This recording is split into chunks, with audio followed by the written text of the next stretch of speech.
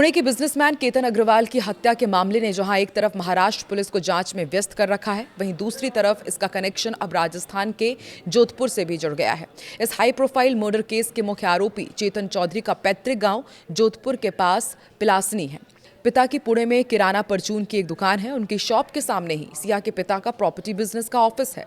चेतन सिया के कॉलेज में पढ़ता था। सिया पिता के ऑफिस आती जाती रहती थी और इसी दौरान वो चेतन के संपर्क में आई। नमस्कार, मैं हूं आकांक्षा और आप देख रहे हैं न्यूज़ 18 का डिजिटल प्लेटफॉर्म।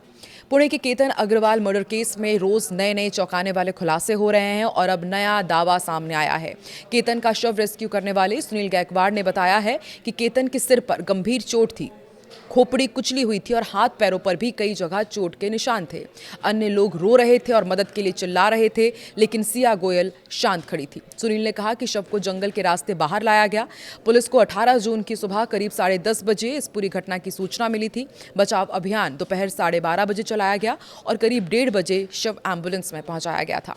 इधर पुलिस ने शुक्रवार को 10 घंटे तक सिया के भाई साहिल गोयल से पूछताछ की। पुलिस के मुताबिक साहिल चेतन चौधरी को जानता है। उसने बताया कि चेतन और सिया की दोस्ती एक क्रिकेट मैच के दौरान हुई थी। सिया के माता पिता से भी पूछताछ की गई। केतन के पिता विशाल अग्रवाल के मुताबिक घटना वाले दिन ही परिवार को सिया गोयल पर शक हो गया था।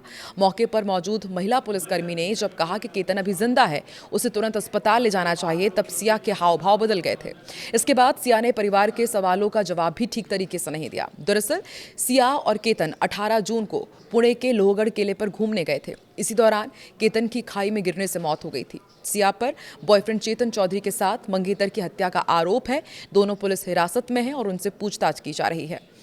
जानकारी के मुताबिक केतन के इस मर्डर को लेकर के आज सिया को और चेतन चौधरी को ग्राउंड जीरो पर लेकर जाया गया था, जहां पर उनसे पूरा क्राइम सीन रिक्रिएट कराया गया। केतन की बहन ने सिया से पूछा था कि वो कहां बैठी थी, केतन कैसा गिरा और किले के उस किनारे तक कैसे पहुंचा। सिया ने किसी भी सवाल का जवाब नहीं दिया था।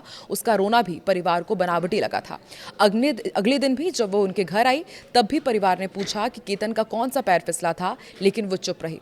सवाल जवाब के दौरान शादी तय कराने वाली जो बुआ थी, उसने सिया को कहा कि तू यहाँ से चल दे, और ये कह करके वो वहाँ से ले गई। इसके बाद परिवार का शक और गहरा हो गया। विशाल अग्रवाल ने बताया कि उसी शाम परिवार ने बैठक कर पूरी घटना पर चर्चा की। उनकी बेटी ने कहा कि कुछ ठीक नहीं लग रहा है। परिवार ने पूरी घटना को जोड़कर देखा, सोसाइटी के सीसीटीवी फुटेज खंगाले। फुटेज में दिखा कि लौटते समय सिया रो भी नहीं रही थी। शक बढ़ने पर परिवार ने पुलिस को सूचना दी। केतन को सिया के अफेयर की जानकारी नहीं थी। हालांकि उसे कई बार सिया का फोन लगातार बिजी मिलता था और इस पर उनको शक भी हुआ था। उसने परिवार से पूछा भी था कि क्या सिया के बारे में पूरी जानकारी ली गई है, और परिवार ने उसे भरोसा दिलाया कि रिश्तेदारों ने पूरी पड़ताल की है। इसके बाद दोबारा इस मामले में बात नहीं हुई। उन्होंने कहा कि अगर सिया के अफेयर की जानकारी उनको होती तो ये रिश्ता कभी भी तय नहीं होता। पुलिस के मुताबिक आरोपी सिया गोयल और चेतन चौधरी ने हत्या से पहले और बाद में अपनी मोबाइल की चैट हिस्ट्री भी डिलीट कर दी थी। दोनों ने साइकिल बिन भी खाली कर दिया था। डेटा रिकवर करने के लिए दोनों के मोबाइल फॉरेंसिक लैब भेजे गए हैं। पुलिस ने सिया के कॉल रिकॉर्ड खंगाले। इसमें एक मोबाइल नंबर पर जनवरी से केतन की हत्या वाले दिन सुबह 7 बजे तक सिया ने 2004 कॉल में करीब 338 घंटे बातचीत की थी, यानी कि दोनों रोज करीब 11 कॉल्स में 2 घंटे बात करते थे।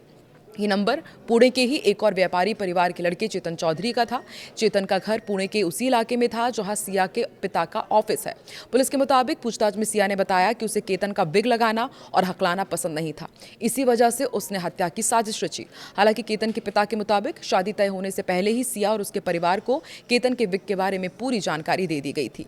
अब ये भी मामला सामने आ रहा है कि सिया और चेतन से जो पूछताछ की जा रही है, उसमें दोनों एक दूसरे पर आरोप लगा रहे हैं कि सिया के कहने पर चेतन ने मर्डर किया और चेतन के कहने पर सिया ने इस पूरे साजिश को अंजाम दिया। आपको क्या लगता है, जांच कहां तक पहुंचेगी और कब तक केतन अग्रवाल के परिवार को इंसाफ मिलेगा? कमेंट सेक्शन में जरूर बताएं।